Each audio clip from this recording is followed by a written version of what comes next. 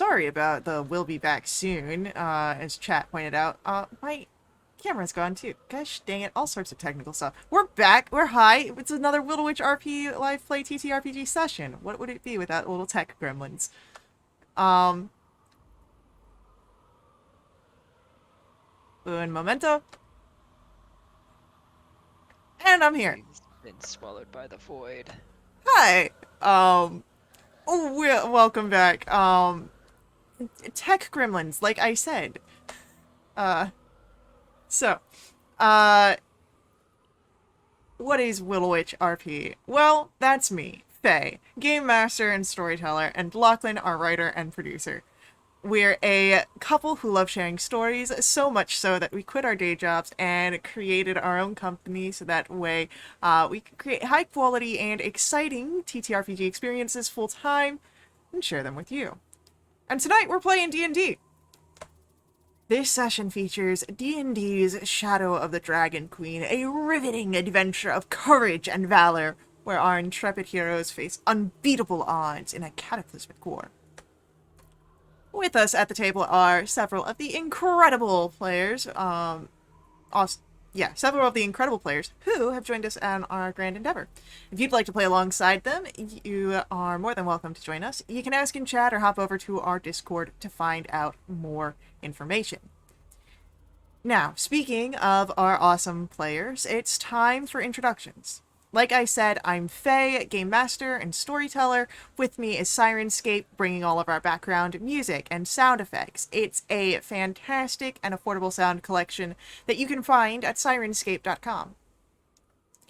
And now, let us meet our courageous and daring heroes just before they reunite with the armies of Caliban.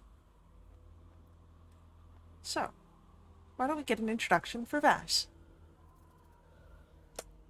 Hi, I'm Caitlin. I'm playing Bass. He is a devilishly handsome tiefling bard rogue who has found himself accidentally stumbling across the multiverse. And this week's fun fact, I thought I would finish up with his little family unit here. He has one sibling, an older brother named Kieran, who is affectionately known as Keith. He is very bookish and studious and is easily frazzled. And when Bass last saw him, he was studying law. He wears glasses and is handsome in an almost unnoticeable or subconscious way. And he is quiet and doesn't need to be loud to get his point across. We love it. Next up for our introductions, we have Hugh. Hi, I'm Stefan. I'm playing Hugh DeVere, a dashing, daring, dexterous, deadly duelist. Continuing my themed fun facts lately, we've had the whole thing about his cousins teaching him armor training by having a foul-mouthed, foul-smelling stuff that looked like mud but didn't smell like mud. And had to defend himself. So next it was armor training, and that was actually completely normal. They just made him go running, 5 miles a day in full suit of armor. Heck yeah. Absolutely nothing weird or disgusting about it. We, I'm not gonna say we stand that, but we're here for it. Next up for our introductions, why don't we learn about Rhubarb? Sure thing. I'm Frontboard, and I'm bringing Rhubarb Bafflewander to the table. You might know him as Rue. He's a forest gnome sorcerer hailing from the island of Sandcrest, well to the west of our setting. Got here by boat somehow. He's 114 years young, 3 feet 4 tall, has a shock of white hair on the top of his head that has a mind of its own, but has also been oddly changing color to red lately, and his body hair's been changing to black. Um, I don't know if I have any fun facts today. So, yeah, it is what it is. He's just ready to reunite with this army and maybe get back to Calamon to get some boots. Well, I mean, there's still work to be done in the wastes. Boots might have priority. And then, last but not least for our introductions, why don't we learn about Victoria? Yeah, I'm Cable. I'm playing Victoria. Victoria is a all-armored woman in the style of Islamic Knights. She's good-looking with long braided black hair, black eyes, and very pale skin. She wears a symbol of Paladine, and her shield is etched with the same symbol. On her chainmail, one of the shoulder guards is obviously from a suit of plate armor. All right. Well, with our introductions covered, we are able to dive into our session. And we begin in Calamant, or not in Calamant, in Ansalon, in the northern Planted west. the seed. Right? Yeah, I'm blaming you. We are in Ansalon, in the northern wastelands, and Vash, Hugh, Rhubarb, you've covered a great distance. You've gone all around the wastes. You've found what may be the city of lost names, but it is teeming with the dragon army. So you made your way back to Wakenreth in hopes that you can at least wait for the Calaman army to arrive, but it seems that in your travels, they have made the journey and set up camp. And as you arrive, you are seeing all sorts of familiar faces. Some of them you know, some of them you've just seen before. But why don't we get perception checks from the three of you?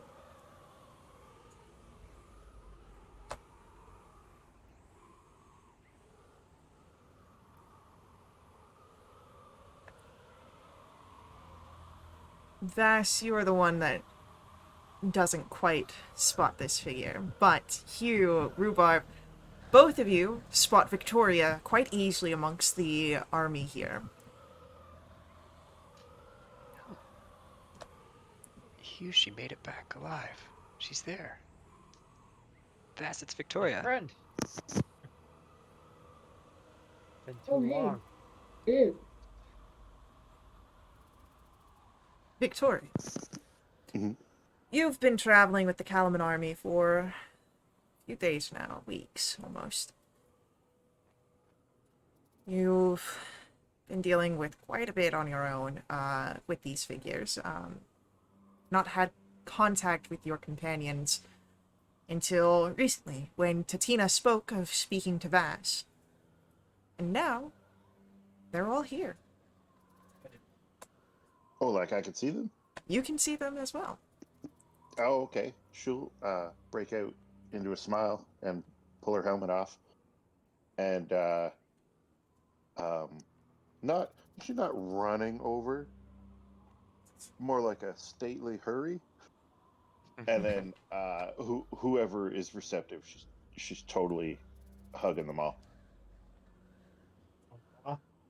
And be like, oh, we heard from you. Yeah. That was from here. Vass used the far gap up in the top of the tower and somehow it reached here. But hello, Victoria. Nice to see you Hi. again. Hey, you're all still alive, which is great. Pretty much. More or less. Cool. Come. I mean, there's. What have you been up to? I mean, helping the army, pretty much. Kind of hoping we'd stumble across someone. Meaning one of you or all of you. Oh, yeah. That makes sense. Can't fault that logic. Yeah. I mean, yeah. Well, it's good to see that you got all the army here. Hopefully everybody made it here in one piece. Didn't encounter any land sharks or We've Fangworms. We've had to deal with a lot of the local predators and Dragon Army patrols. And it hasn't been easy. I can't imagine you've had it any easier.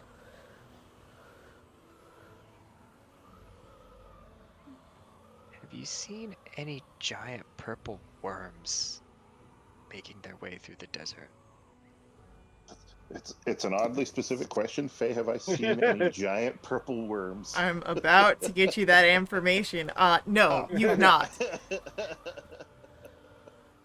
This is Did news to you. one, I or haven't maybe seen. maybe two, or the same one twice.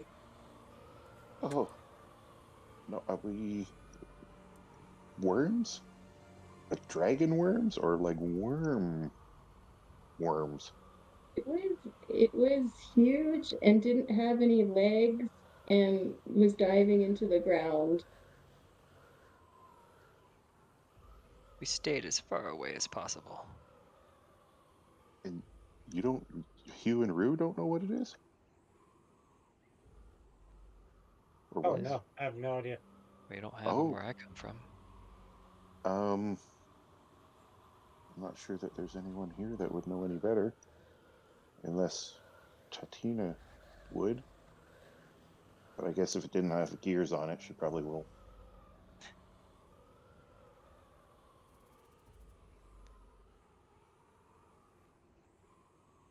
What kind of, do you need food or? Where's Darren? Where'd Darren run off to? You know that Derek is, if he's not in his own tent, he's usually in the command tent. Okay, you know what? Well, if they're just arriving, then I'm gonna take them to the command tent. Like, well, I'm sure you'll need to share. Yeah, there's probably a little bit to report.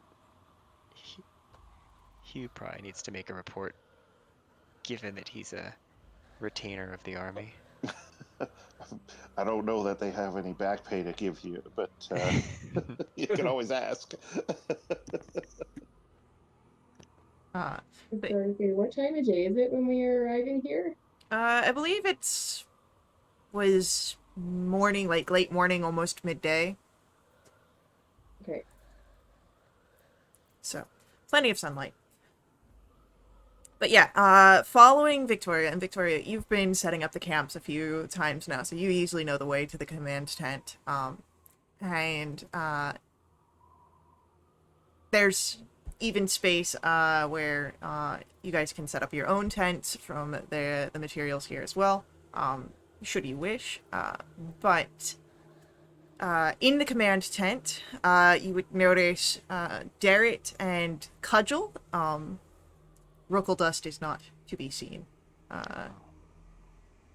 But Vass, you know that they don't like her being in the command tent from the conversation that you had. But yeah, as they look up, Darrett is the first to notice. Firstly, Victoria, but then the rest of you, and give a smile wide, a friend seeing other friends for the first time in a while. You're all right. And he will, much like Victoria, anyone who is receiving of a hug gets one from Darrett. That's Derek? not one to Bruce change is our much of minds. a hugger. Maybe a hand holder. You've been holding hands with your brothers, so. Maybe like in certain cultures where they hold, like, shake hands for like extended periods of time, like the whole time of a conversation. The Sandcrest specialty.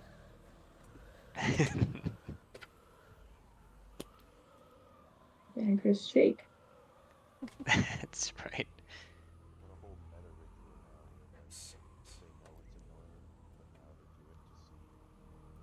How long they can withstand other gnomes. Your microphone, I don't know what happened. It just went so low. Yeah. Mm-hmm. It's like he's talking through a pillow. Yeah, like I can hear you, but like I can't. You're like not close to the mic at all. It sounds like. But my mic hasn't moved. I know. Wow.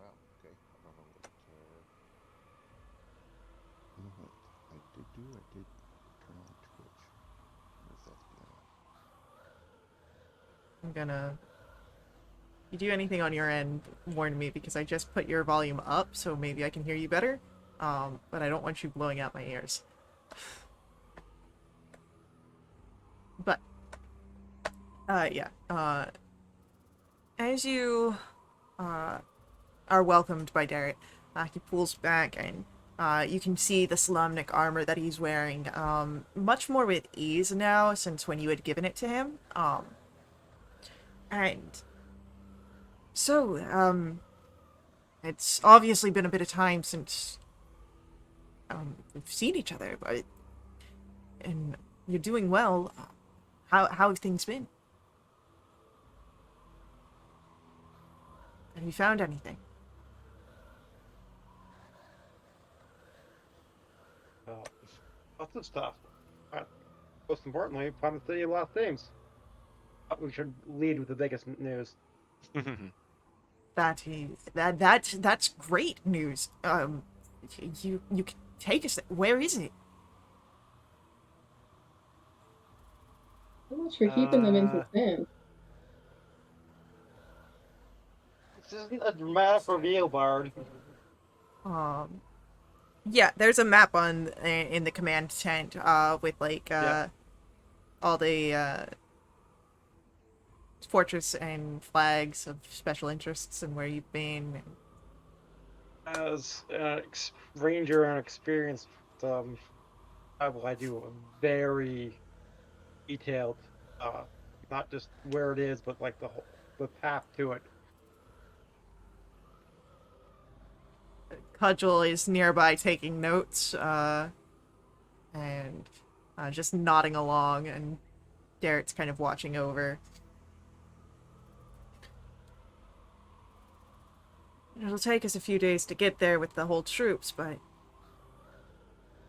this is great news. Well, we should warn you, um, we weren't the first people to find it. And there's a lot more of them than there are us.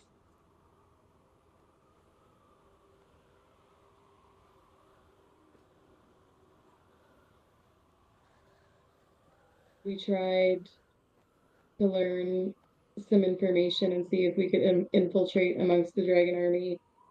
And we suspect they have a very powerful magic user because we didn't even make it past the first set of entries before they were all running around saying that they had infiltrators. That's troubling. Yes. I can see if I can get some of our scouts. They won't be magic users for that reason, but maybe more traditional avenues might benefit. See if they can get any information that might help us. But definitely we'll want to make our way closer.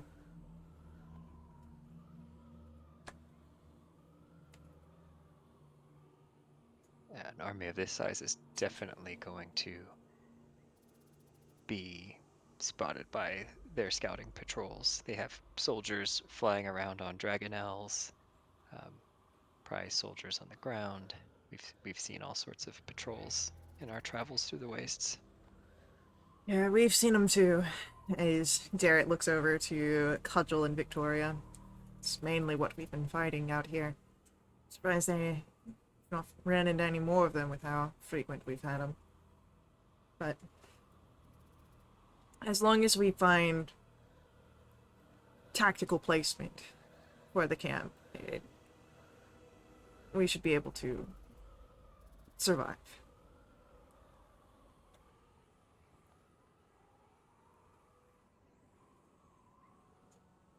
We have to survive. We have to defeat this army.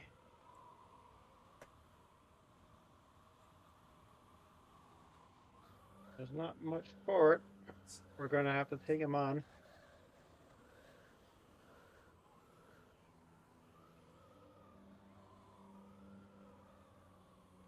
Well, you're, of course, welcome here. You're part of this expedition, so if you want to set up a camp of your own, tents, grab a meal, speak to the others, rest, and we'll probably set out. Probably have to set out in the morning. There's no reason to wait. Really no reason to wait. I'll go find Tina and alert her, unless any of you want to do that. Well, I mean, I was gonna go try and find her anyway. If someone could point me in the right direction. Yeah, her tent is just over that way. You'll be able to hear it. She's working nonstop. Fair enough.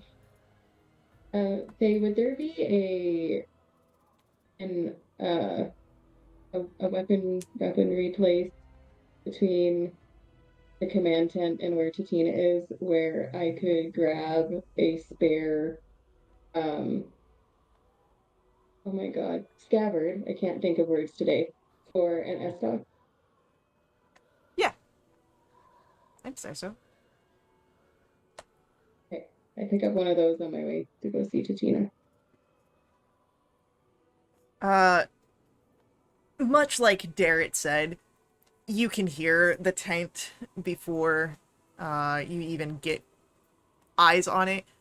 She has the flaps open, held up and pinned, so that way it's getting daylight in, fresh air, and there's just the whir of gears and machinery. You can see all sorts of schematics pinned up on lines, and ink, charcoal, chalks all sort of spread about on the ground. Titina's also sitting on the ground, crisscrossed, screwdriver, tinkering a bit. Her hair is starting to grow out, so you can see the natural blonde underneath the vivid purple in the roots. Goggles firmly in place.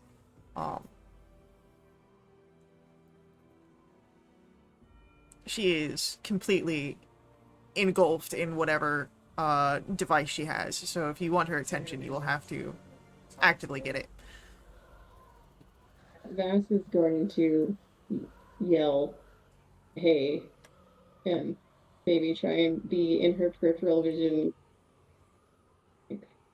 trying to get her attention.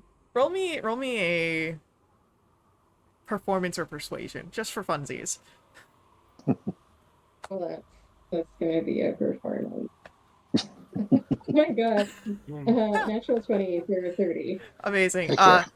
Almost immediately, she stops twisting and will turn,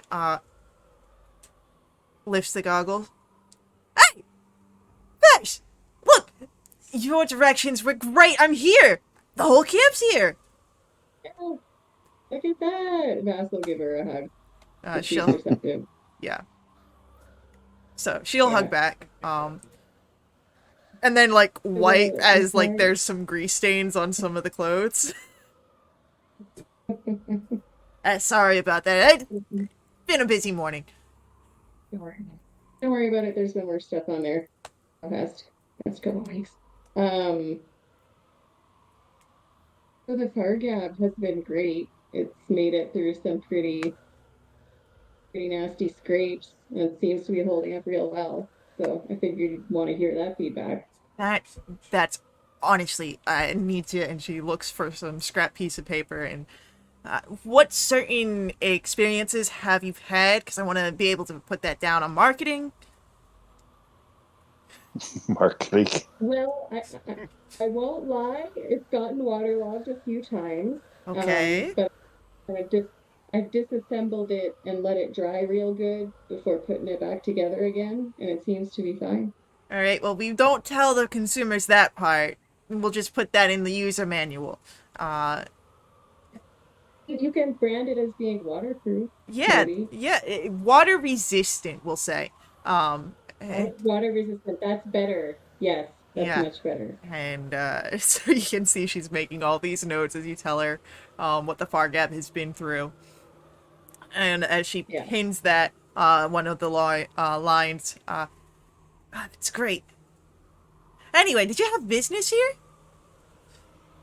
I did actually, yes. And Vass will explain what he's hoping she'll be able to help with.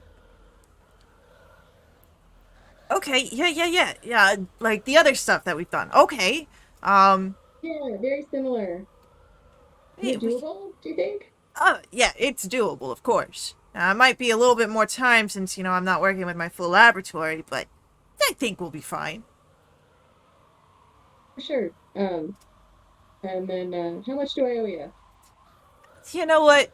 We're in a place, and you've done really good on my Fargab. I'll cut you a deal. We'll call it 20 gold. Fabulous. I'll pay you up front. And he'll also leave the scabbard. Okay. And Tatina will work on that. And then, of course, when you are called in for the recording, she'll let you know. But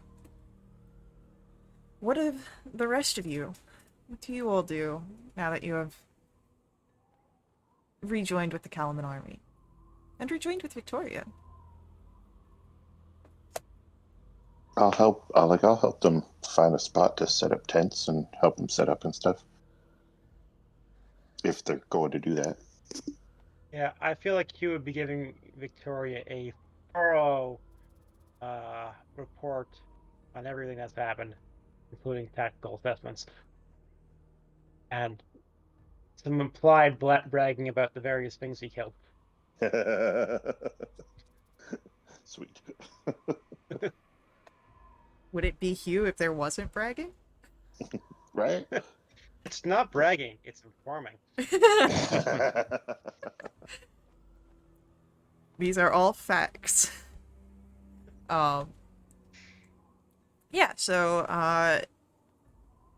some sort of, recap, and Victoria, you're able to, of course, do in turn, the explanation of what, you have been doing with the, army. Perhaps not so as fantastical as some of the stories he was telling you. You definitely didn't get captured and taken, like some of the fish people, and didn't have to break into a camp for the prisoners. But it's good. And Rue have asked you to be able to join in, spotting the back and forth conversation, add your own experiences as well, should you wish.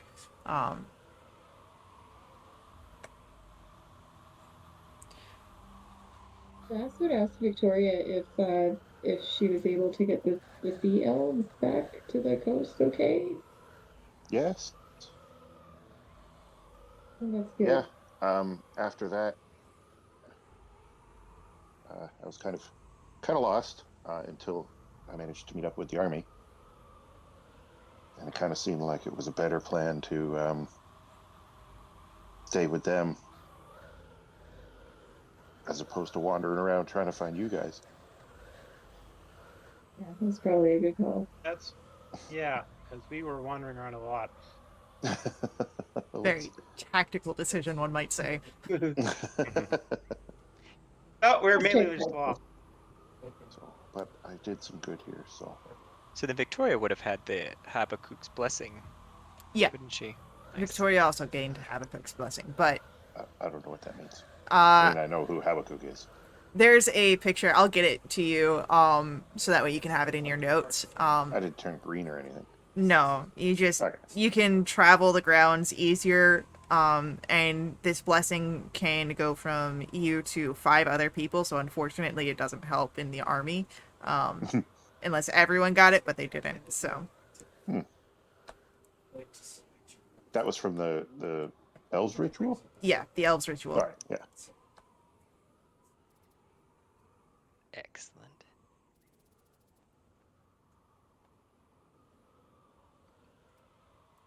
Did Vass mention to Victoria how Dalamar backstabbed our crew? I don't know if he backstabbed What? us. What? Okay, Vass would beg to differ, but he doesn't want to ruin his good mood, so he's not gonna go into too much details. He'll leave that up to the other two, but he will excitedly tell Victoria he found a wicked smoke machine, and he didn't even get a chance to use it before someone walked away with it. Smoke machine? Maddening. I don't know what that means. We followed Dalamar to a place of power that he located and found a black stone that was emanating fog and smoke. Oh, And we didn't really know what it was, or so we thought, till we woke up the next morning and he and the stone were gone. It was pretty metal up until that point. Then it sucked.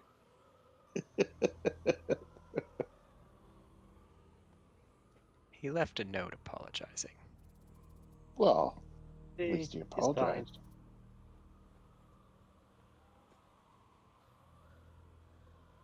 He didn't poison you or anything. No, but you know what? He could have said something, instead of just leaving a note. He could have talked to us. That would have been cool, but he didn't. Then Vass is just gonna stop talking because he's getting angry, and it's really Flames on the side of my head.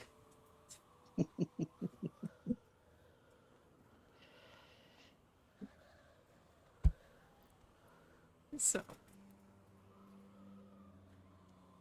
After all we did for him, too, we rebuilt this tower. Rue gestures towards Wakenrath.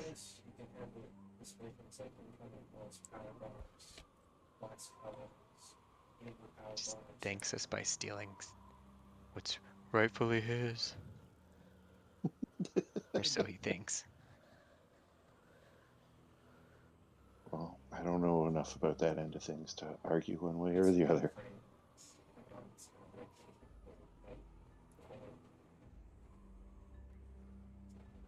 Oh, whoops. Here we go. oh whoops. Technical difficulties. Oh no, not the tech gremlins.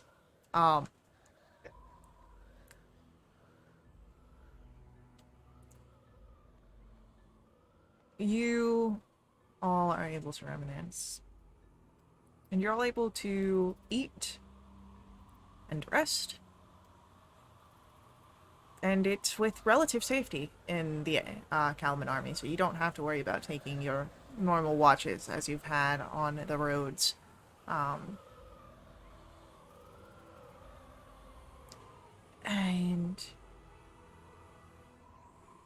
you are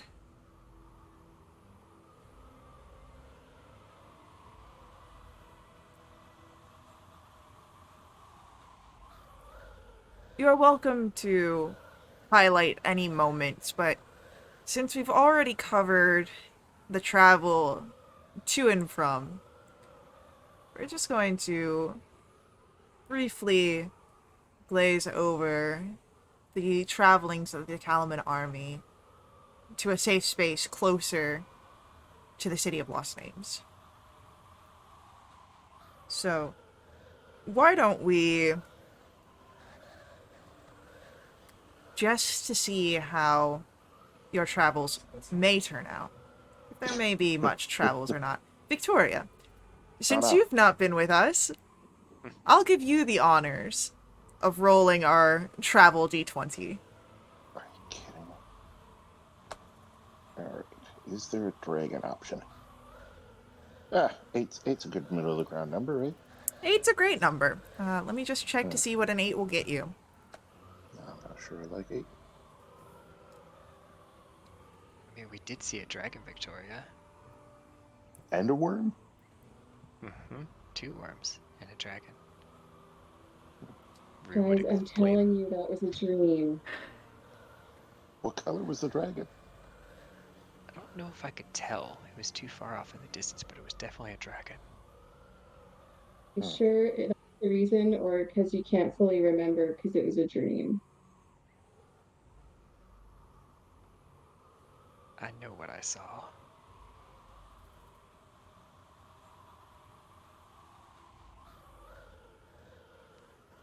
Your travels are undisturbed. You are able to move without any troubles. There are no encounters during your day's journey to get to the area where the camp starts to set up. Scouts have gone out, and now it's a waiting game at the command tent for whatever they return back with. You all can click your long rest buttons if you've not already, in case you have expended any uses. And it's about this time that Vass, you are called in for the final piece of your gift, which is recording the song. So you're able to break away from the command tent during this waiting period to spend some time with Chitina. And when that process is done, she gives you 2 thumbs up. This is going to be a great one. And will finish polishing up the scabbard and can send you on way with it.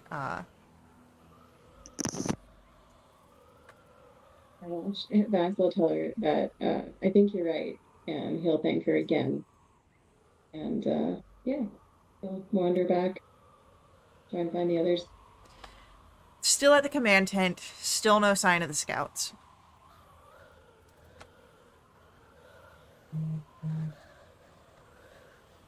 Do we have some downtime then? Like we're just waiting? Yeah.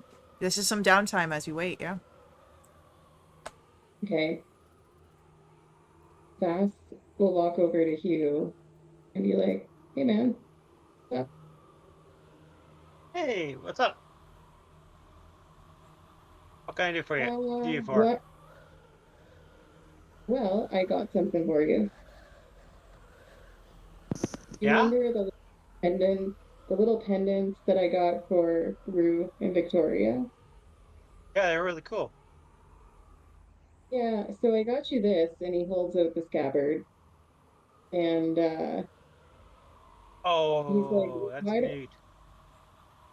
Well, just wait, it gets neater.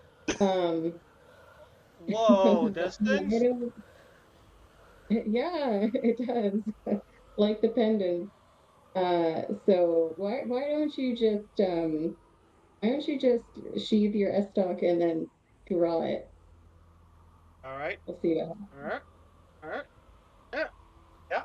So, what happens when Hugh draws the S-stock from the scabbard is a custom created fight song that Vass prepared Oh, no. emanates from the scabbard and gives a use of bardic inspiration.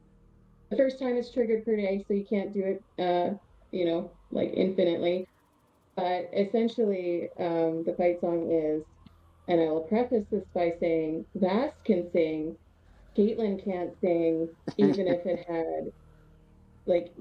had handles, she couldn't carry a tune.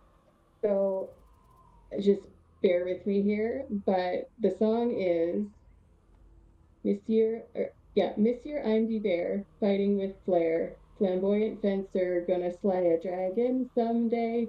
I made you drop your mace, you big disgrace, getting myself up into your face because you will rock you.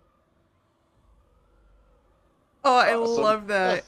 Caitlin, if you do not have Well, inspiration currently, you may take a hit point. Um, thank you. So, alright. at that place when he draws his best talk now. Ah, I love it.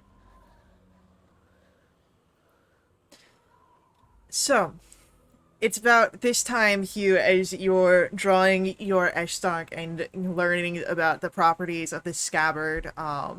that Vass and Hugh outside would be the first to see this, and then Rue, Victoria, Darrett, Cudgel, who are waiting inside, but the tents to the the flaps to the command tent are open enough. There is one of the scouts returning, and you can see a scroll in their hand.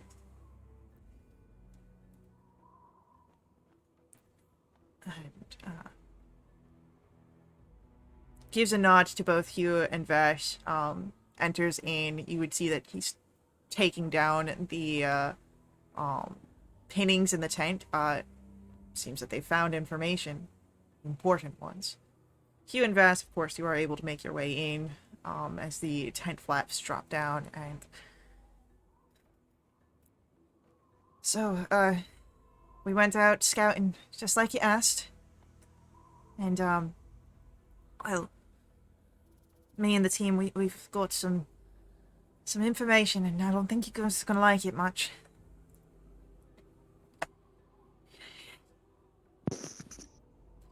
So you was right. The canyon that these troops have got blocked off leads to the city of Lost Names. There are a few of the army leaders there, particularly a mage called Lohazet and a priest, Belafeon, that they're seeking some sort of weapon from the olden times. But I haven't found it yet. it doesn't seem so, not from what we saw. But the army's not the only people there. Lord Sorth and his troops are there as well.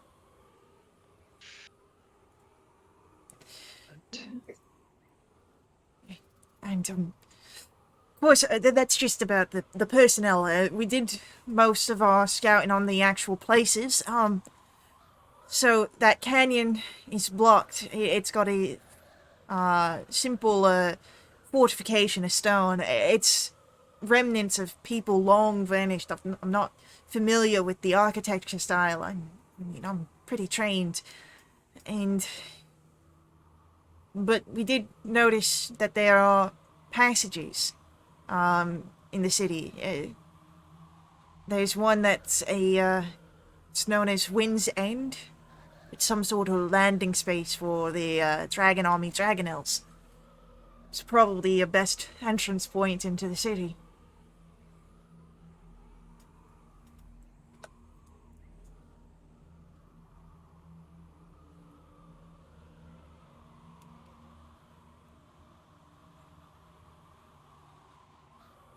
Are we flying in on Dragonels? No. It's the walls of the city. They got the passages.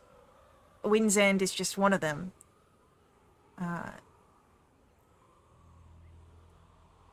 So you get to the Wind's End, you can use the passage into the city.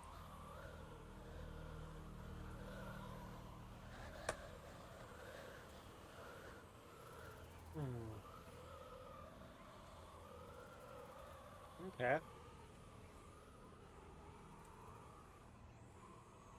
Is it elevated? Or is it like the entrance to a tunnel?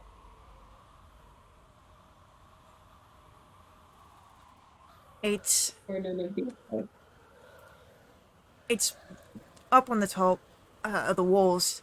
But I was thinking, I know that I'm no master tactician like the Lady Iron Smile here, but I could see that a small group could make it up to the Wind's End, and if they've got any people up there, fight. But I mean, that's only if you could get up there without getting noticed. If our army takes away some of the distraction, I've heard stories of you guys. Jared and Victoria, they talk of you, your adventures before with some of the stories when we pestered them enough. Tell them it's true that we launched ourselves with a catapult. You can't have 'Cause no actually one done that. believes me. Yeah, no, that totally happened. Thus realizes after the fact that he didn't sound very convincing when he said that. Um, the scout just kind of narrows his eyes. He might not believe, even with the rest of you saying that. There's still some doubt, some hesitation. Um, but yeah. So this is what the scout brings back as far as the information.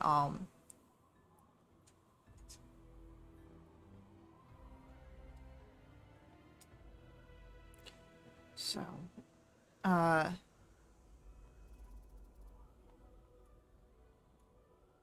I do think that he's got a point, Garrett will say, as he's looking over at the map. If we focus on bringing attention away from Wind's End, and we attack this camp, their main way to get reinforcements from the city is that canyon, which is narrowed by the fortification. All the other passages are too small for any sort of army reinforcements.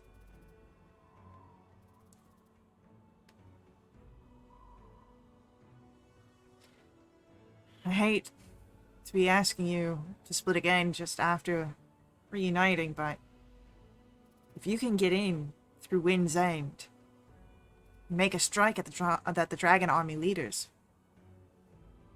we may be able to turn the tide here. Hopefully. Stop them from finding whatever this ancient weapon is.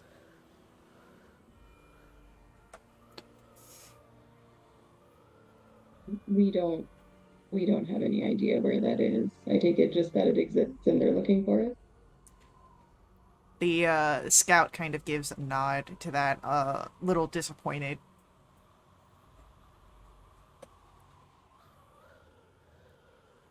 Rue would turn to Darrett and just say that, I mean, to be honest, that's why we came back to find you, because we need you as much as you need us right here. We can't distract that army on our own. We learned that real quick. Mm-hmm.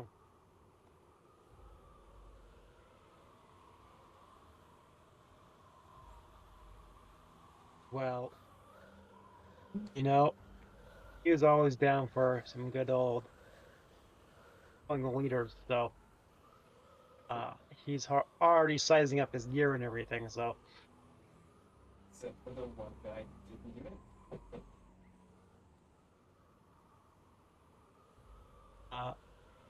Basically ready to go. Sorry, what?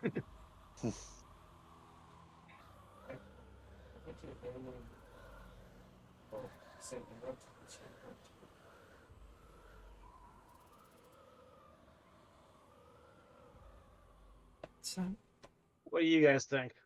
I'm trying to be more solicitous of Victoria, you've missed us. I'm trying to be more solicitous of my allies' opinions and not rush into danger. It's difficult for me. Oh.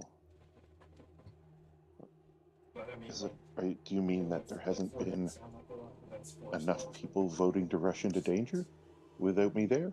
Yes, yes, it's been terrible. As I like this plan, although I have concerns. None of them are with our part coming.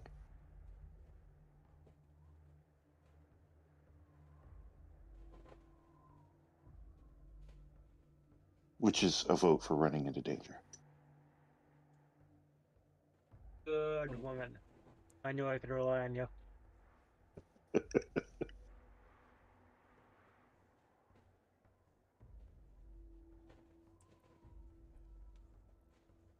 I mean, I didn't realize we were voting. I thought this was just the way forward. Let's redeem ourselves. We found the army. We found our army. We introduce our two armies. We go find the item of power. Oh, I thought. Are we finding the item of power, or are we messing up their chain of command? Well, I think we're hopefully doing both. both simultaneously. Oh, I mean, that's how I okay. interpreted it. Rue is not I a mean, tactician. I'd love to stick it to Lord Soth and steal the thing right out from under his nose. I think stopping him from getting it by whatever means should be a priority. Agreed.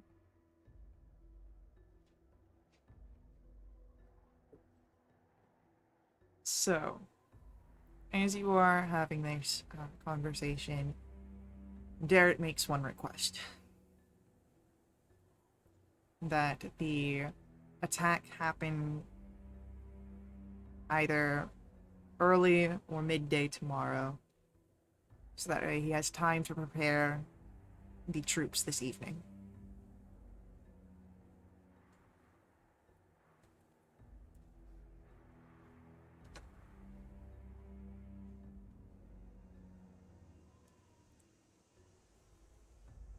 And that's what I'm assuming would be your call, because we need the army to do its part, right? Mm-hmm. It would be best if they are able to prepare this evening. And of course, emergencies arise, everyone takes up arms, but it's chaotic. If we want the best chance of success, take this evening, rest and prepare yourselves as best as you can.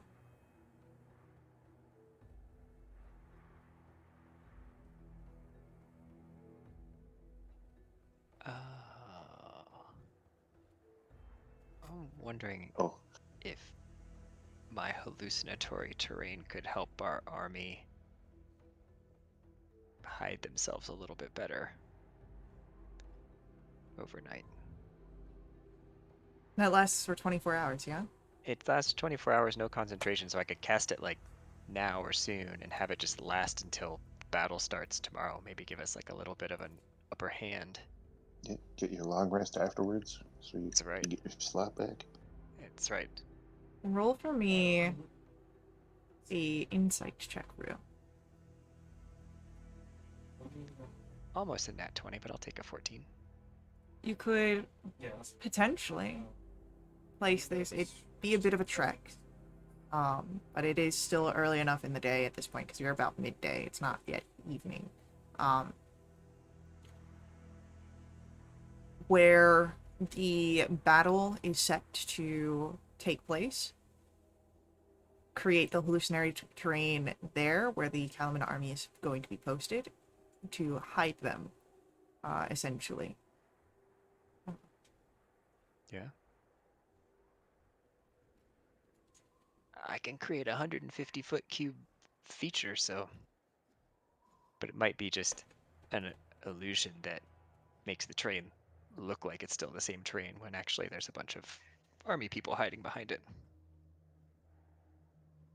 I like that plan, Cudgel will say, pointing over to Rue. We could use that. You know, get them lined up in phalanx order. Yeah, you know, everyone sort of there in the waiting, and then all hell breaks loose. That could work. I'll get you some of my men to take you out there right now, Rue.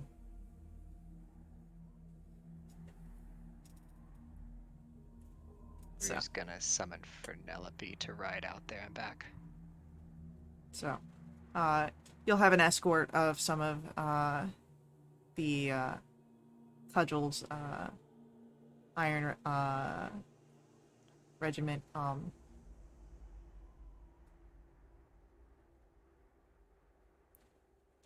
You cast the spell and you come back. It's simple enough. Sweet. Operation Red Herring successful. We will return with any other preparations or moments of this night before battle after our upcoming ad break. So, stick tight. We'll be right back to continue along with our story, but before we head out, I do ask that you let the ads run. They're very important to us at WRP. They help keep our games affordable. However, if you want to directly support us, you can do so through my Ko-fi. Link for that is on screen and in our chat room. Donations not just support your GM and their much-needed caffeine, they also unlock awesome perks for the entire community, perks to benefit everyone who play with us for the next month. They include special companions, double treasure, double XP, and new quests, so stick tight. Be right back.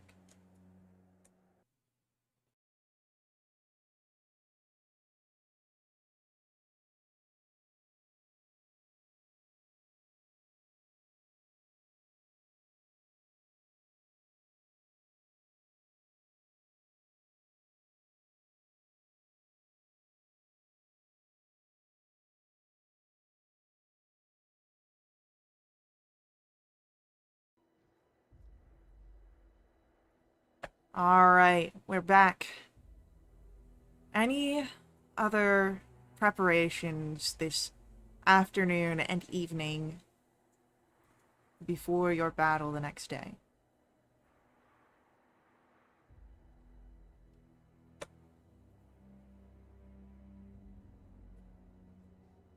Yeah, if Victoria'd like to have a word with Derek, Of course. of course. He's all pretending to be all busy and shit.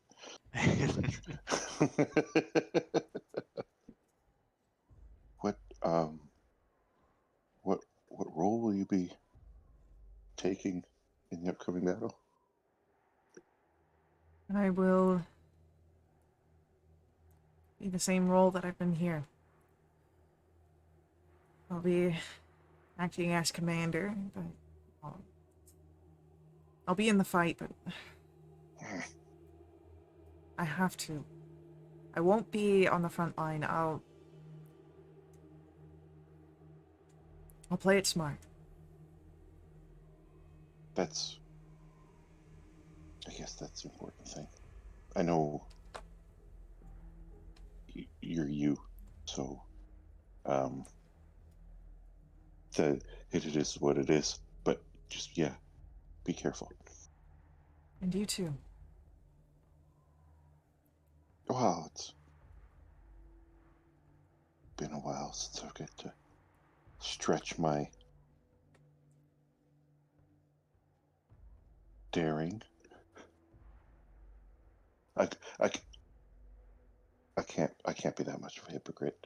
You be smart, I'll be smart. And we'll meet somewhere in the middle. On the other side. Right.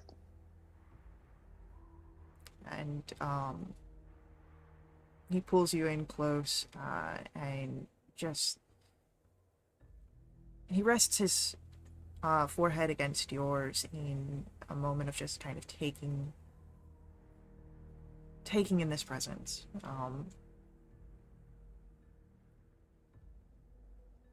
And will, when he pulls away, gives a quick peck, and just reminds with the word, be smart. And I totally didn't hear the word. Of course. What was it? I missed it. Be smart, is the Okay. words he said. Yep. All right. But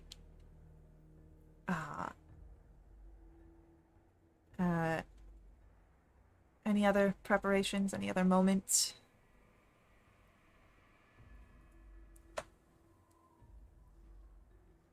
Not specifically like for the afternoon or evening, but more when it's nighttime. Rue would just be up looking for the moon, specifically Lunatari, and not praying, but as much as he might kind of commune with the moon and just ask for, guidance and protection for the army and him and his party, that we should succeed in our mission because this seems important. Okay. He was going around trying to coach these army soldiers, but it's just not the same as the ones his old militia mates.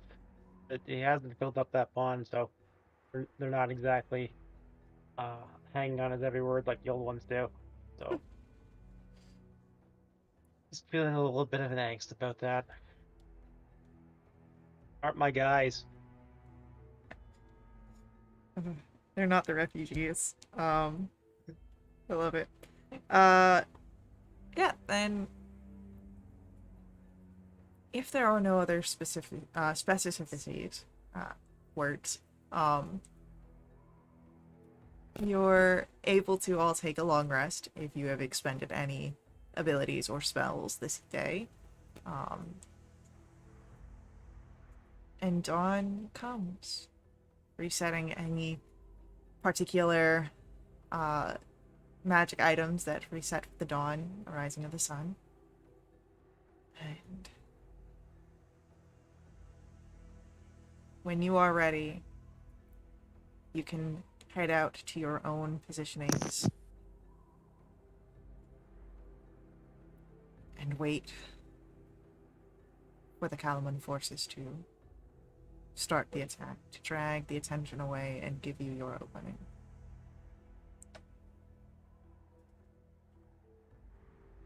Are we on foot or are we You'd be on foot. mounted? Okay. There was some fun.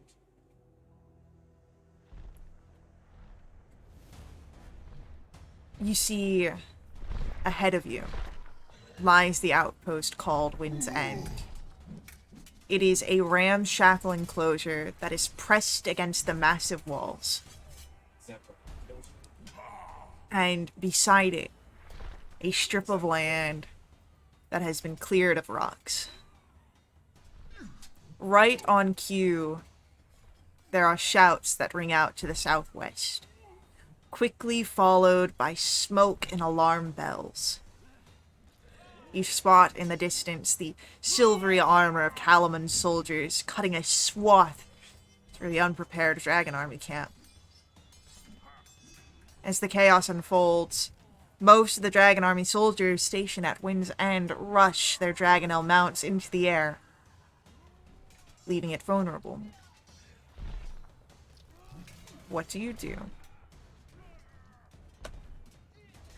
Watch it, Hugh, to make sure he's not shooting his longbow at the dragonels that are flying away. I took the briefing. I'm aware what was going on. Thank you for the advice, adult supervision and whatnot. I'm just supervising. You're older than all of us, therefore you are the adult supervision. That's a scary thought. Yes, little brother. Yes, little older brother.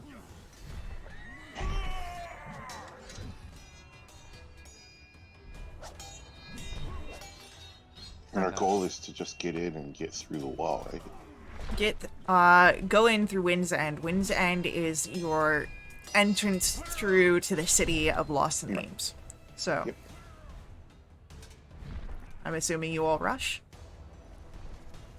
They Yeah. said there should be a tunnel there. As you rush up onto the landing strip, this is where you see the Dragonel pens, and there are crates that lie in and around them. Some are filled with water, others with dried meat, all for the Dragonels that have been kept here. The large cage that encloses the 4 Dragonel pens. There's equipment. It's raised 15 feet high, but you can easily see inside of the cage. And there are also figures here. Ones that have stayed back to wait. Dragon armies, officers, and Dragonels. And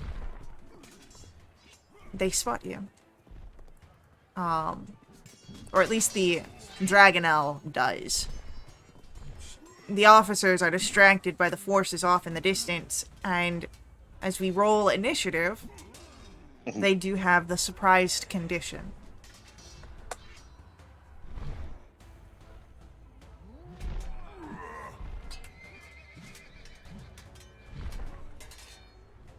25 fast.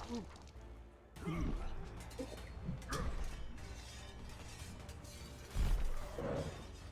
Look.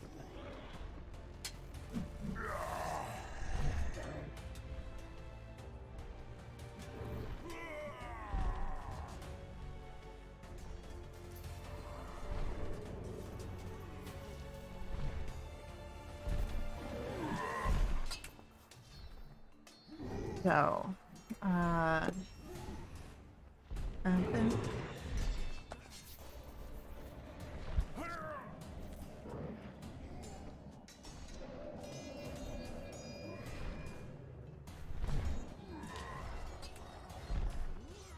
It's going to be Vast.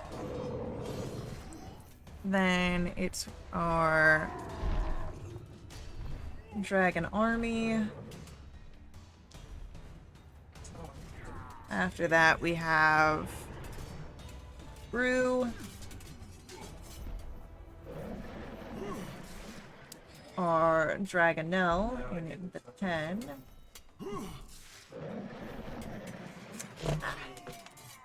And then Q and Victoria. So, thus, first to act. The 3 Dragon Army officers, again, seem distracted and surprised here, but the Dragonelle's eyes are on you, furious. And what would you like to do? How many Dragonlance are there? 1. Just the one. Is there any flames anywhere near this Dragonelle? Like any torches or... No. Okay. And they're elevated 15 feet above us? No, the walls of the cage go up to 15 feet, so the ceiling is at that 15 foot. Okay. And all of these characters are inside the walls of the cage? No, only the Dragonelle is within the walls of the cage currently. Okay. How close together would you say the 3 soldiers are to each other? They could fit within a, they could fit within a 30-foot cube. Okay. Okay. Well, I think I'm going to snap my fingers and cast Shatter on the soldiers. Okay. I guess, however many of them I can get within a 10-foot radius here. 2 of them, easily. That is a 16 and an 8. It's 1 success and 1 failure. So that's 15 for the failure and half of that for the success. Alright. And with the bonus action, is there anything I can attempt to hide behind? Yeah, you would notice, some of the crates that are, you're coming down, from the south of the map. So there are some crates over on the other side of the cage, that you could hide behind. Okay, so I will make a stealth check. A 26. Alright, so as Vass hides, the dragon army seems more alert, and are able to turn, and while they can't take actions, they do see each of you here now, and will be ready for the next as they start to draw weaponry. Rhubarb. Yes, It is your turn. it is. You said that the dragon army can fit inside of a 30-foot cube, so Rue is going to gesture their way and cast a hypnotic pattern on all of them. That is a charisma save? It's a wisdom save. Wisdom save. Yeah. Hopefully they're dumb. DC 14. That is a 17. That is a 19 and a 16. Oh, they all pass then. So I guess you'd see a twisting pattern of colors weave its way around them, but none of them seem to be distracted by it. Fair enough. And then bonus action, I don't have a lot that I could do. I would also imagine that Rue's little legs aren't carrying him quite as far as the rest of the others since he doesn't have the same amount of movement, so he'll probably just hang back a good 10 or 15 feet from the others. Okay. So, hanging back from the others, the Dragonelle is going to, it's going to use its turn to get out of the pen and then, make its attacks at the cage door to get out, trying to find Vass. So it's tearing through the places that it's gotten out before. And you can hear, it's just wood with some metal reinforcements. It's nothing to this feral beast's attack. So, the creature, as it gets out, makes this roar, and Hugh, it's your turn. Okay. Is he in running range of the Dragonelle? Now that the Dragonelle's broken free, yeah. You would attack me. Well, actually, I think I'll go for the nearest Dragon Army officer. So, Hunters mark him. Okay. And I will go do my business, and my business is scouting. Okay. That's a 16. A 16 does not hit a Dragon Army officer. And You then I take it have a the 15 as inspiration. well. Oh, I'll burn an inspiration on one of them. Is that a +6? It's a D6, yeah. You add the d6, yep. That's gonna be a 20. 20 will hit.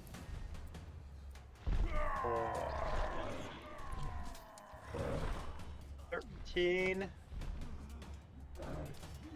19, and 20 damage.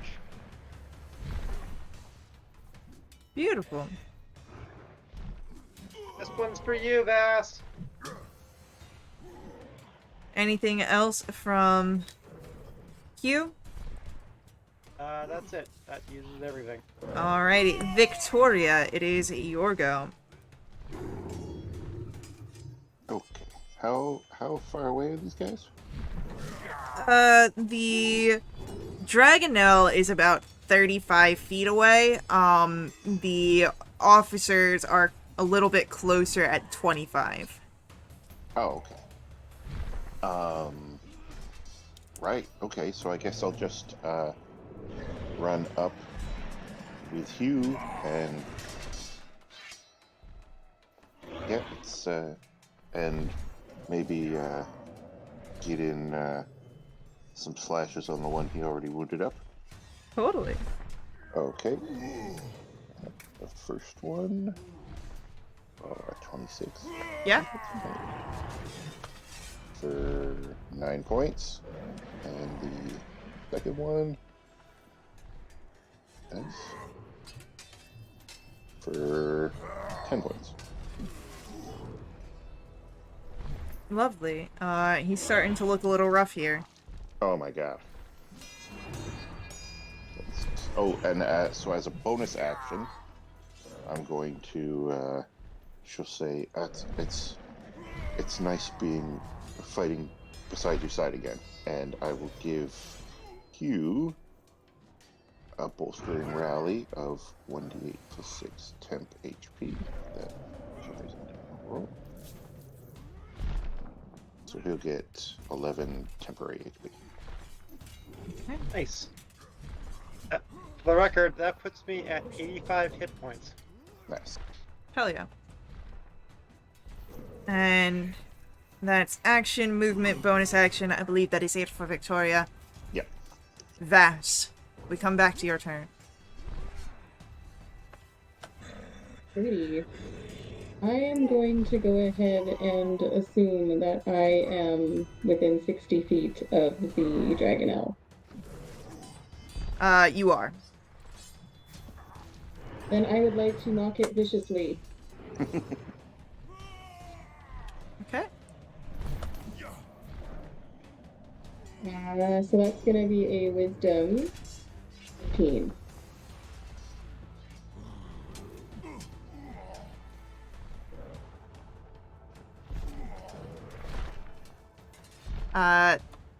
That's a natural 20 for 21. Okay, well, he is not mocked viciously.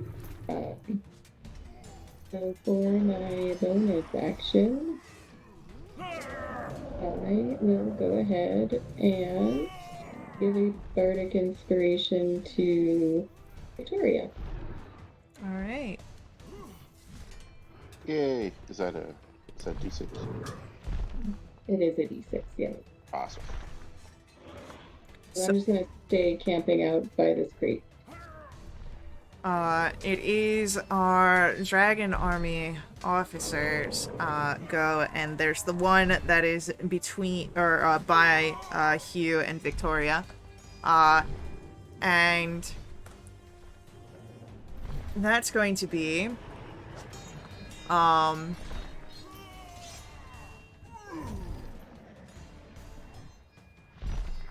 2 attacks, of the lance, 1 to each of you. Thanks. Mm-hmm. That is an 8 to hit 1. We'll say that 8 is going to hit Victoria, so that misses. But that is a 23 to try and hit Hugh. Well, that's gonna be a hit. That's 4 piercing and 4 fire damage.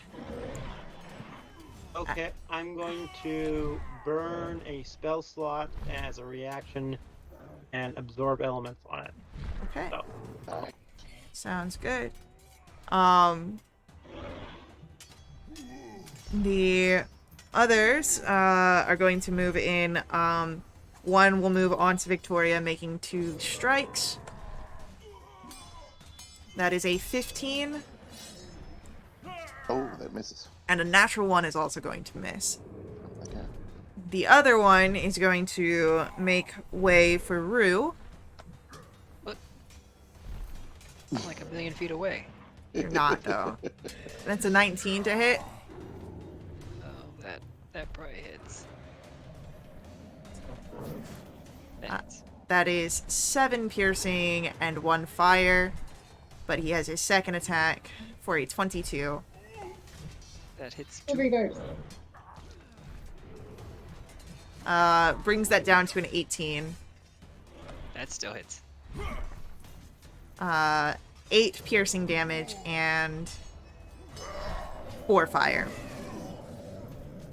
Ouch. And that's it for the officers. So with that, it is going to then be Rhubarb, your turn. One of them stands in front of you.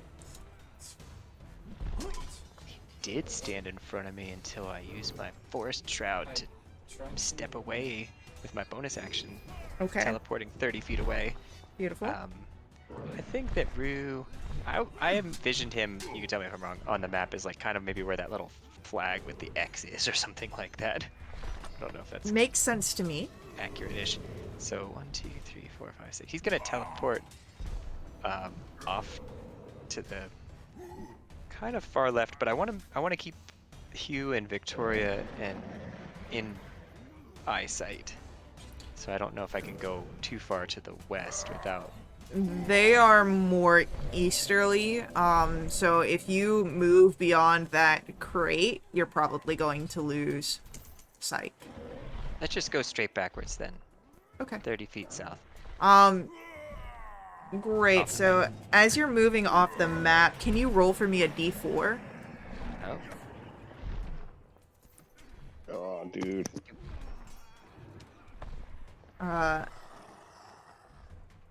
A dragonelle sort of roars from behind you from the other battle, strafing through the battlefield, and as it does so, a cloud of dust. For the rest of this round, the battlefield is heavily obscured. Oh. Dang. That happens before I could take my actions. Mm-hmm. Okay. So what does that do for like my ranged attacks?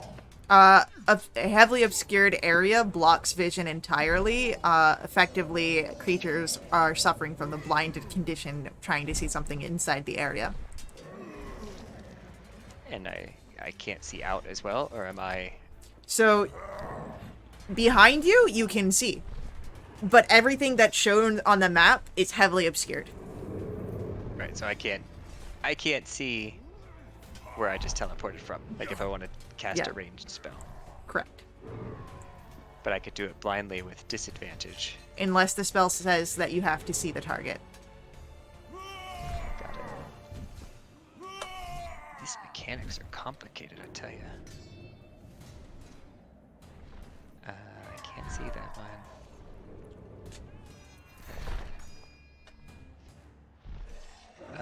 I think I could cast Guiding Bolt. Because it says it streaks toward a creature of my choice. It doesn't say a creature I can see. Oh, there's an attack roll. Yeah, so that would be disadvantage because it's heavily obscured, but yes. And then I have advantage from teleporting with my little forest shroud, so they negate. So let's do that. Let's use a guiding bolt on the one that came in so rudely and swung at me. That's a 15 to hit. That probably doesn't hit. Unfortunately, that's going to miss. Oh. Onto my desk. From a bonus action, I got nothing. I'm just hiding out here in this cloud of dust, apparently. All right. Our dragon now roars again. Its hunt disrupted by the dust cloud, and you can hear wings as it takes to the air and tries to get a scope from above the battleground. But unfortunately, this dust still roaming around is making it difficult. Hugh, you are also in the area of heavily obscured by dust. What would you like to do? Okay. And I still see the guy, the soldier Hunter's Mark, and I'm attacking? Or know where he is? You don't think that he's ran anywhere, but you can't see him. Everything here, everything is essentially by the blinded condition. Okay. So can I try attack where I think he is? And is there It'd be with perception or anything? It'd or be just with a disadvantage attack roll? I don't know what that is. disadvantage attack roll for the heavily obscured, but you can 100% take your swing. Okay. I'm going for it. Oh my god, that's so tragic. Now, instead of a crit, which would have been super cool with all the extra things I'm doing, 18. It would have been super cool. And an 18 just barely misses. What? You were so close. Oh. He's a 19 armor? These guys have How did I hit him 19. the first time? I thought I hit him with less than that the first time. I might have just misheard, but they do have a 19 armor. You have 20. Okay. You got 20 Yeah. last time with That's the Bardic. Okay. That's 21. Another crit. So this was a 21. The 21 hits. Okay. So. Disregard the extra 4, and it's a 10 on the regular. However, Hunter's Mark turns that to 16. Absorb Element Mm-hmm. turns that to 17. And then Dreadful Strikes turns that to 19. You hear the thud of a body hitting the ground, though you cannot see it. Nice. I'm deadly even in darkness. With that, I believe it is the end of Hugh's turn. And Victoria, it is your go. You heard the body drop, but everything is sort of obscured here by the dust. You can't quite see anything clearly. What would you like to do?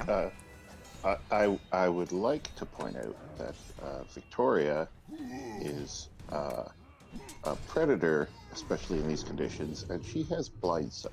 Hell yeah. 10 feet. Then you definitely feel the body, or would sense the body on the ground and Hugh nearby. And The other guy. There was this one attacking me. There was the second guy attacking you. You sense him too. Yeah, and so I am going to hurt him. Okay. Now, so the question is, now that because I have blind sight, and he's blinded, do I have advantage? I'll say so, because you can observe him where he cannot, so yeah. Okay. All right. Okay. So taking heart in fighting alongside Hugh, I will use a bonus action to bolstering rally herself. Might as well do that now before I forget. Okay, so she'll get a wonderful 8 temp HP. And then, where are we going here? 8. Okay, and then she will smack this guy. Let's see how that goes. Oh, there's a crit. All right. Hell yeah. That's what I like to see. I mean, so I'm going to have to smite, right? I mean, if you want to maximize your damage output. Yeah, and these guys are pretty tough. So that's 2d8 from smite, right? From just a first level. Yeah. Smitey smite? Yep. Okay. And you don't get any bonuses from this guy. He's just normal. Yeah, so that's 3d8 plus 3 for her sword and the smite, so that's 20. And then, what is that, 24 from all the dice? Yep, so a total of 44. Okay, and then if he hasn't died, I'm gonna have to hit him again. Yeah, it still seems to be standing.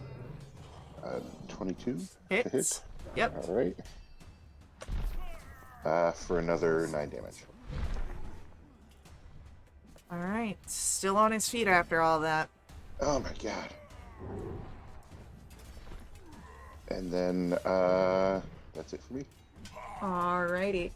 As the dust dies down,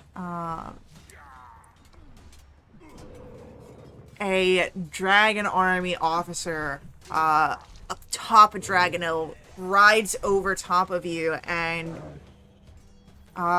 rhubarb.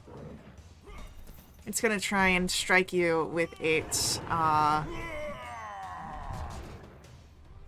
crossbow. Since you are kind of out on your onesies. That is a 15 to hit you. I might try and shield that. I think I can do that. Yeah, I can use my reaction to cast shield. Okay. So That does not hit. then shield goes up. This figure flies off overhead, and no more is the area heavily obscured. Vass, it is your turn. As the dust settles, you notice one of the dragon officers is lying on the ground dead near Hugh. There are 2 other ones, and you don't see the Dragonel on the ground.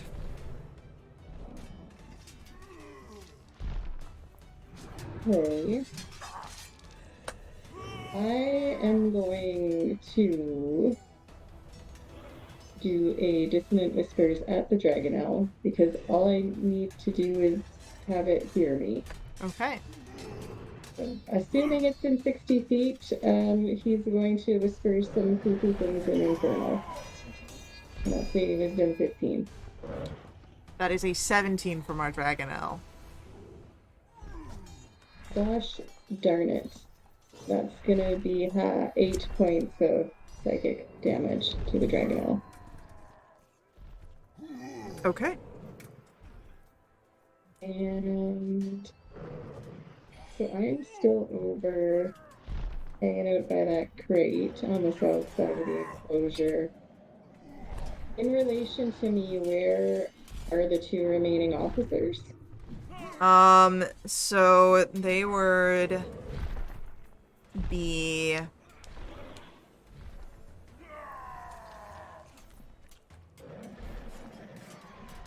over here. They'd be roughly about 50 feet away. They're kind of in the center of where the Dragonel pens are, in the road. Okay. So adjacent to that. Okay. Okay. Vass will come out from behind the crate and he will move to be between where Rue moved off to and where the officers are, and he'll just hang out in the open, hoping maybe the Dragonel will come find him, that he can lay the hurt down upon it. All right. It is our Dragon Army officers go, and as Vass, you run forward, there is one that is closer to you, as this was the one that was after Rue. And it's going to just turn its attention, this officer coming forward, trying to stab you with the lance. Impale you. The first attack misses with a 10. But that is a 23.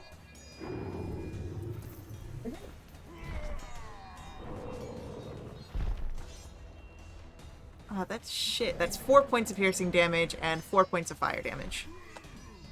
That would be 2 points for me, yeah? Yeah. The fire, because I'm resistant. Yep. And then you hear this figure call out orders. And,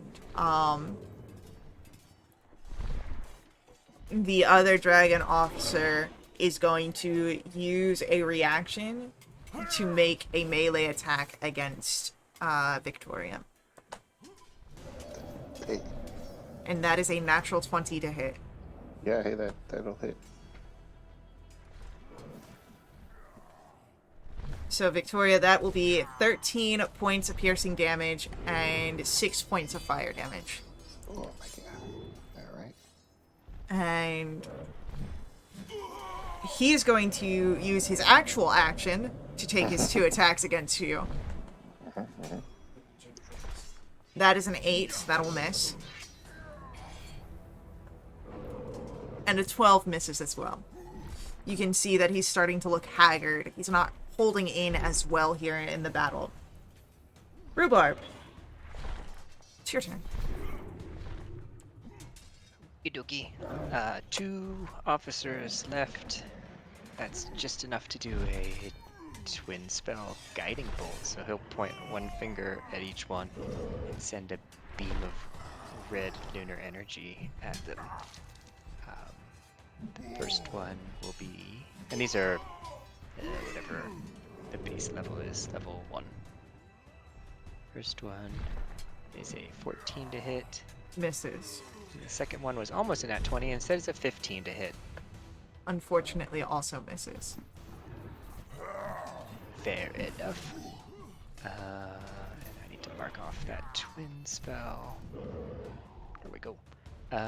Bonus action, I don't think I've got much. I'm gonna move a little closer to the battlefield now that I know that Vass is kind of out there. And that's all my turn. How much is a little closer? I would assume like I'm at least on the map again. Great. Roll for me a d10, please. God Damn it, Rue. There is mechanics here. Damn it. Someone forgot what the little flamey things meant. That's just, I mean, this is an open world cable. It's not like the flames are just like. The flames have meaning. He totally forgot.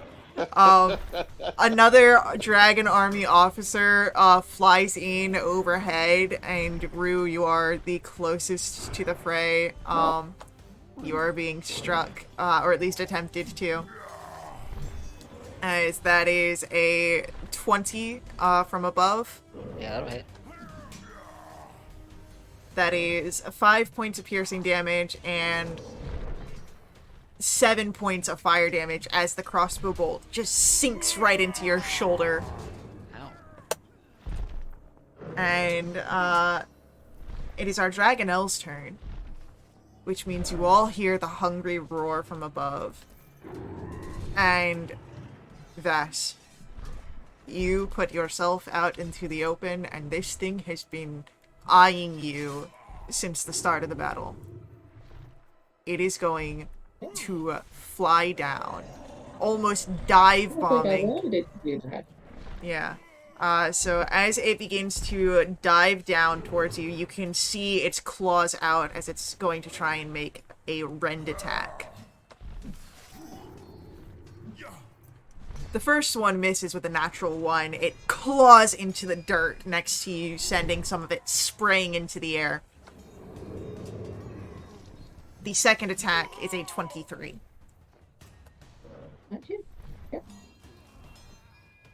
That's going to be 10 points of slashing damage and 3 points of fire. Got 3 cut in half already. No, you need to bring that down to 1. Alrighty.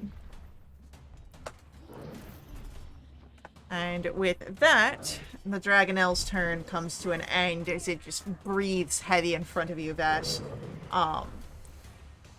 Hugh, it is your turn. You no longer have one immediately in front of you, but there is another one that was nearby Victoria that you can now see. Okay, I can see now. Yeah, the dust has settled. It was only for the rest of the round. Alright, well, I'm gonna reapply Hunter's Bark with my bonus action and go attack in support of my flanking buddy from so long ago. Hell I yeah. think a 24 is gonna hit. Yeah. 9. And 3 for 12. And 5 for 17 on the first hit. And that first hit is enough to bring this figure down. Heck yeah. There's Alright, just the Dragonelle and Officer that are over near Vass left. Alright. I down the guy, I whip my blade around, and I turn at the one near that. And miss. Unfortunately, that is a mace. Victoria, it is your turn. Okay. Can I close a flank with that officer that's attacking Vex? You can. Okay, let's do that. Let's get in there. And Party going on here. yeah, heck yeah. I she'll say well struck to you as she dashes over there real quick. Okay, that's a hit. So that's 7 points. And then the second one. Okay. For another 5 points. And then she'll holler, you're fighting beautifully, Vass, and get him 1d8 plus 6 temp HP. Sweet, so 12. Thank you very much. You know, I forgot that I had Barbaric Inspiration. Okay, perfect. That's it for me. Alrighty. At the end of the round, let's see what goes down.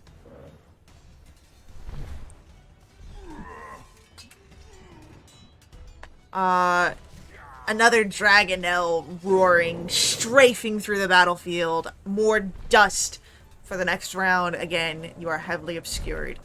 Vass, it's your turn.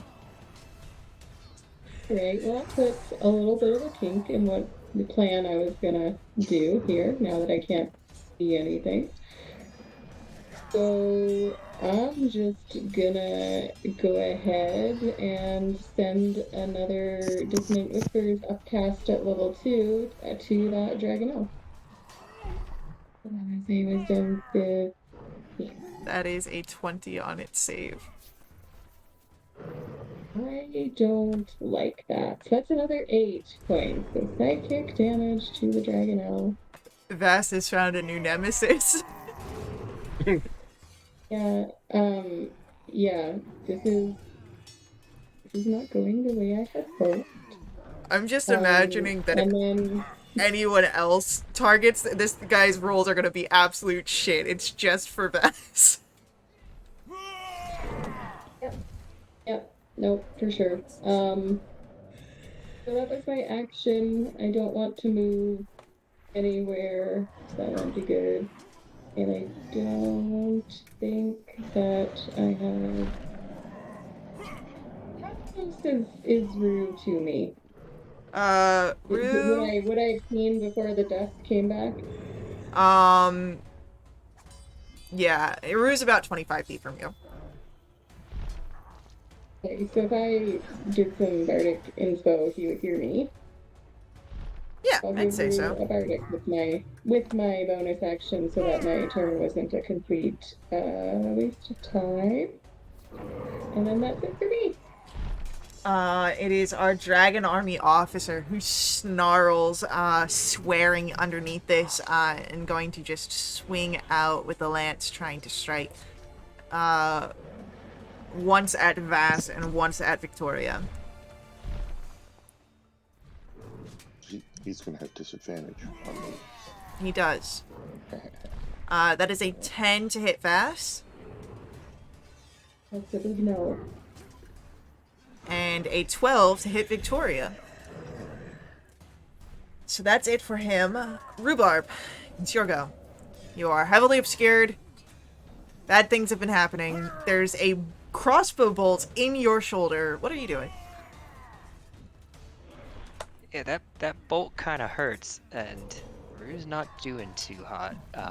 He's gonna take advantage of the heavily obscured state of the battlefield, and he's gonna cast invisibility on himself so that when the dust settles, he is no longer seen. Hell yeah. Smoke and mirrors disappearing trick. Hell yeah. So that's your action. Do you do anything else?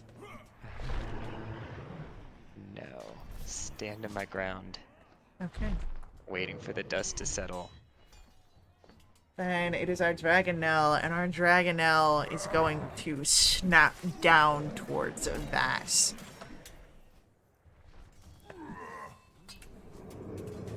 Teeth and Claw, that is a 21 to hit Vass. That is 13 points of slashing damage, 2 points of fire. You only take 1. And then a 22 will also hit. That is 12 slashing, 5 fire, of which you only take 2. And that's it for our Dragonelle. You, once again, dust makes everything hard to see. You are in the battlefield. You know that there are enemies nearby you, but you cannot see them clearly, so any attacks are at disadvantage. What would you like to do? Well, there's nothing for it. I'm gonna try and attack the last remaining officer, the last Go for it. location. Hell yeah. That's gonna be a miss. Fortunately misses. That's gonna be a miss. So Alright. I am useless. So as you try and swing through your blade cutting through the dust, trying to clear it, but unfortunately unable to strike your prey. Victoria, it is your turn. Woohoo. Okay. Oh, this guy, officer's still alive, isn't he? Yeah, Yeah. Okay. So let's sword him up then. and because that, yeah, your advantage still of plagues because you're blind sight. All right. Does 21 hit? 21 hits. Okay. 11 damage. Okay. Okay. He's still kicking, is he? Yeah. You didn't get much damage before That you makes guys me came sad. over. Yeah. Okay. Let's give him one more then. For good measure. 24 to hit. So another 9 damage. Okay. Alrighty. And that's it for me. Alrighty. The dust settles on the battlefield here, and as it does so, firstly you would notice that Rue is no longer able to be seen. Ooh. The second thing that happens is that, a dead Dragonelle is crashing down from the sky, and I need Vass, Hugh, and Victoria to roll for me a dexterity saving throw. And The bad guys need to roll dexterity saving throws too. they also need to 26. roll. You have Vass, you have a +3 to this roll. Well, then that makes my save a 25. 10. Damn. Our bad guys fail. All of I you, love that for them. except for Victoria, Yeah. are able to get out of the way. Victoria, you, the Dragonelle, and the officer are caught underneath this creature falling from the sky. And that's going to be 25 points of bludgeoning damage, Yeah. and you are knocked prone. That is enough that the officer looks to be having struck his head on the ground, unconscious and maybe even dead. But the Dragonelle growls. Am I pinned or anything? You're pinned underneath this Dragonelle.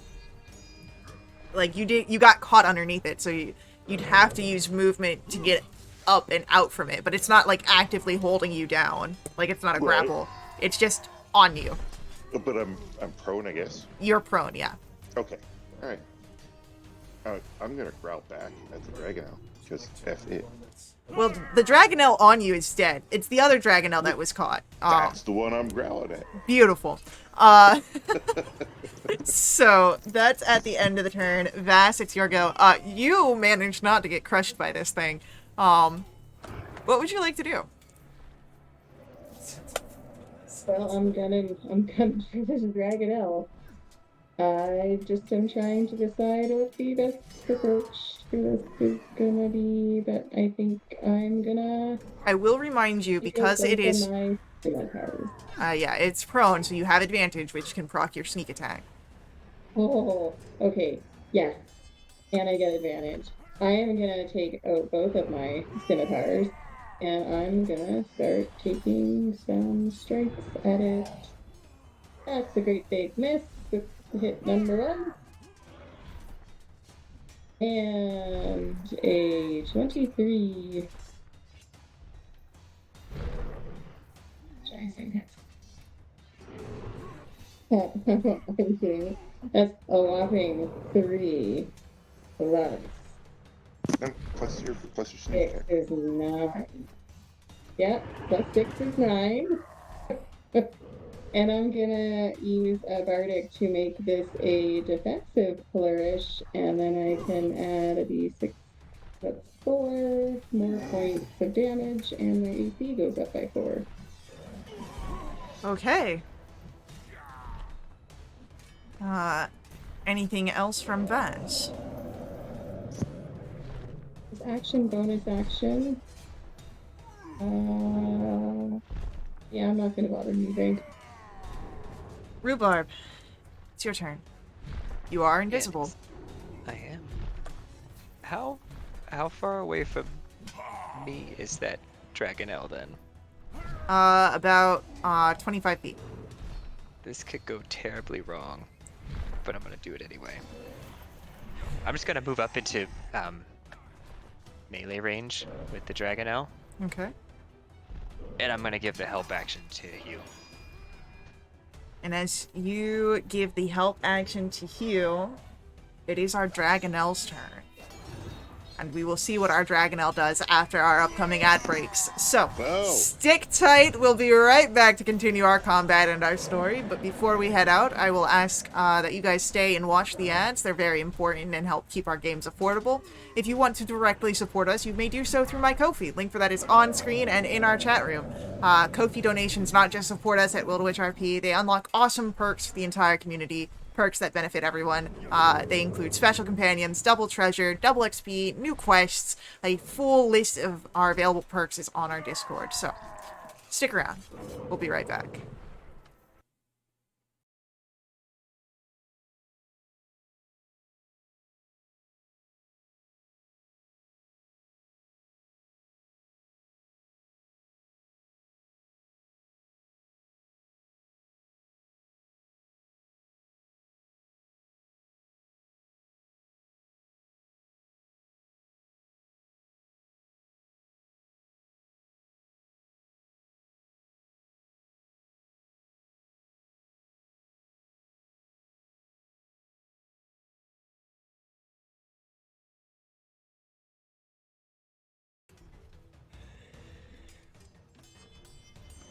We return to our Dragonelle's turn. And it is looking like my captions died. Yep. Let me fix that real quick.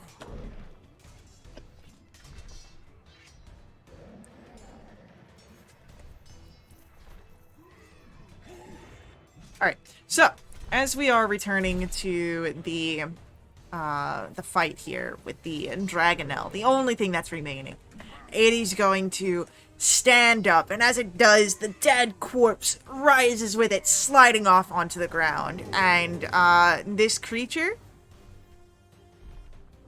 is going to ignore the prone Victoria in favor of Vass. It wants Vass. And so Everybody wants that.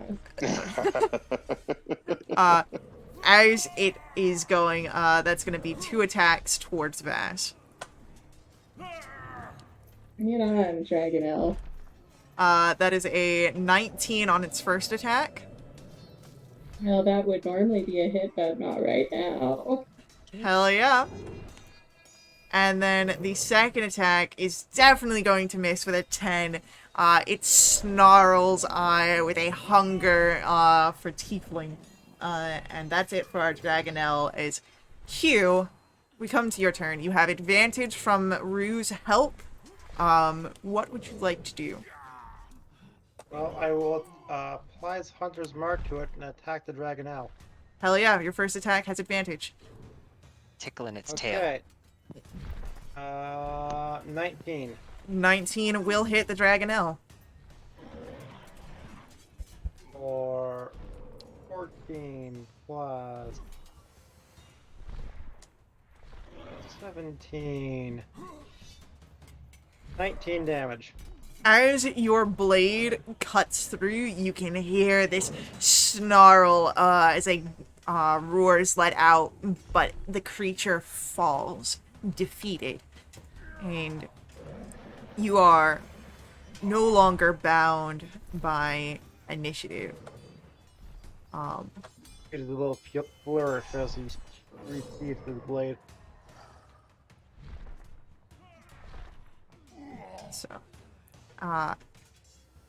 as you all are out of the combat, what do you do? Oh, Victoria will stagger to her feet.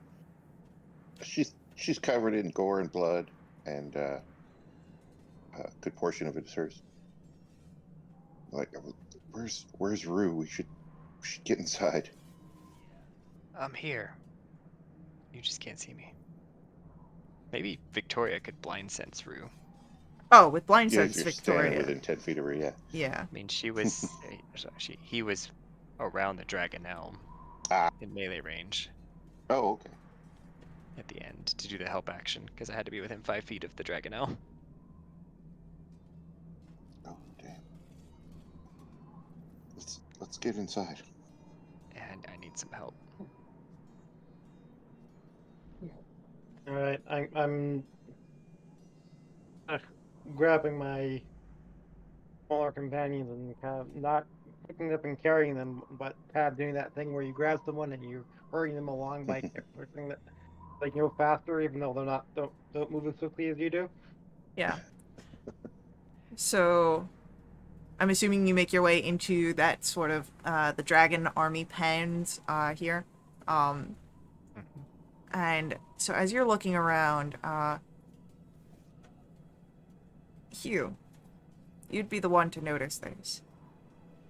Checking this area for any sort of other threats or perhaps items that you can utilize. At the north end of the Dragonel pens, there are several loose boards that lean against the exposed cliff wall, and you can notice a gap, Hugh, between some of these boards. Okay, I'm gonna have to check the gap. As you move up, the boards here are loose, enough that you could easily move them aside, and doing so reveals a passage, one that winds into the cliff towards the City of Lost Names, just as the scout had spoken of. One that it would Nice seem passage. before. Secret passage, guys. You will be walking in single file, as it is only 5 feet wide. But it Alright, does have an covering it behind 8-foot me. high passage, 8-foot high ceilings.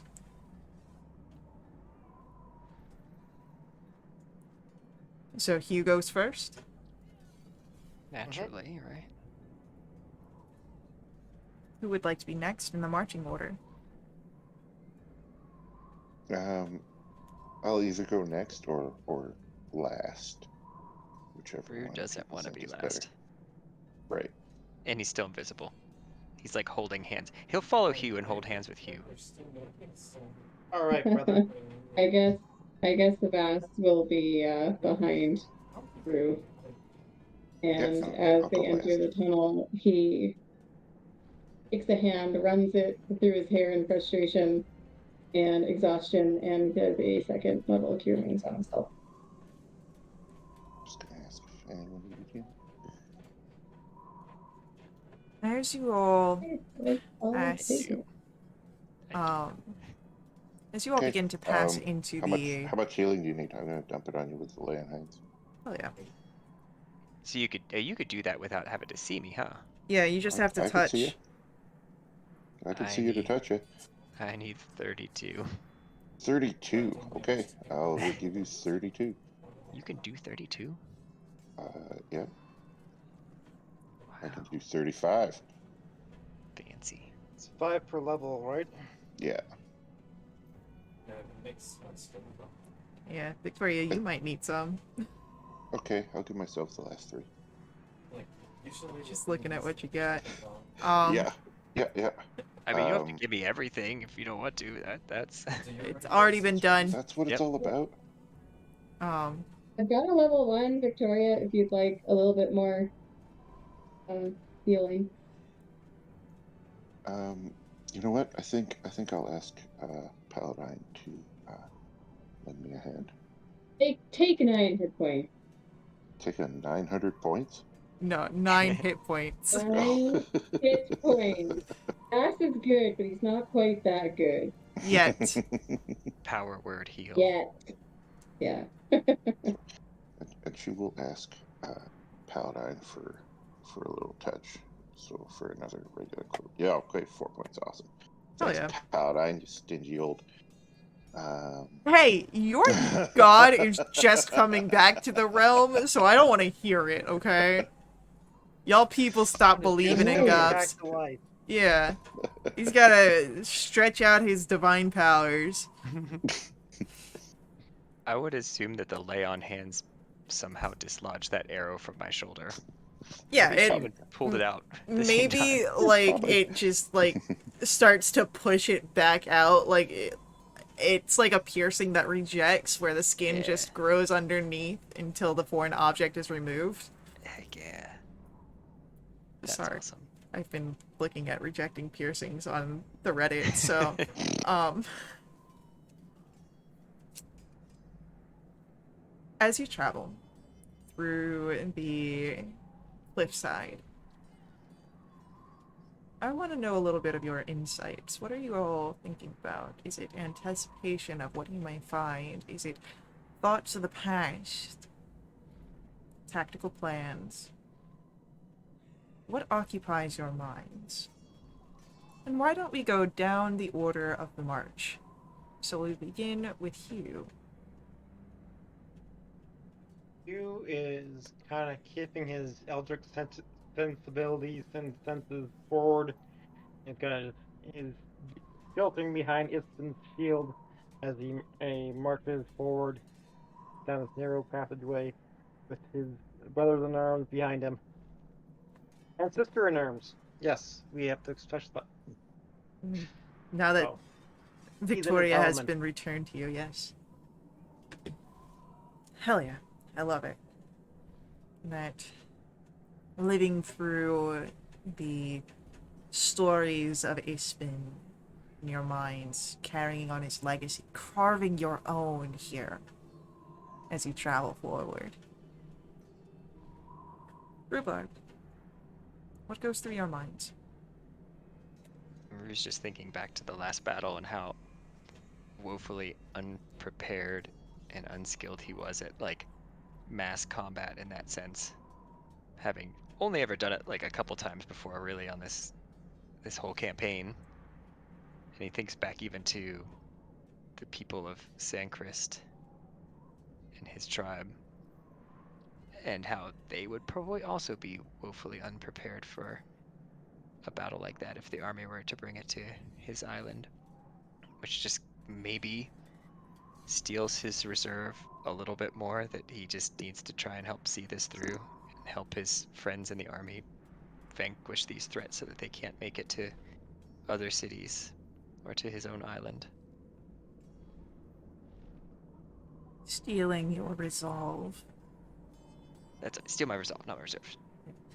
Stealing your resolve here as you think back to your home and the more simplistic problems you had to deal with that they still deal with. Perhaps there's a bit of jealousy for your previous self, not having to learn these skills in the middle of such a defining set of battles, because you know that if you fall here, if your allies fall here, what you fear will come to pass. Vas, what is going through your mind?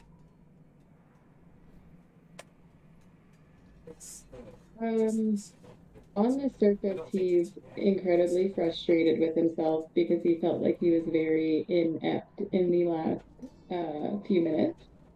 But more deep-seated is a sense of just less confident than when he woke up this morning and just hoping that him and his three friends are gonna make it out of this city of lost names alive. Because it didn't escape his notice that himself and many of the people here didn't look so hot coming out of that battle, and Vass has thought about that there's a chance that he won't see any of the people he cares about back home before, but it was always, well, it's just because I'm going to be stuck where I am and I won't be able to find a way back. But now he's considering that there's a real possibility that he won't see them again because he might die. Mortality is a heavy weight on the mind as you carry it here, moving it between one hand and the other. You keep your mind, of course, focused on the task ahead, lest you have that fear of death become a reality. But it is a weight that you are now becoming conscious of. Victoria, what is going through your mind?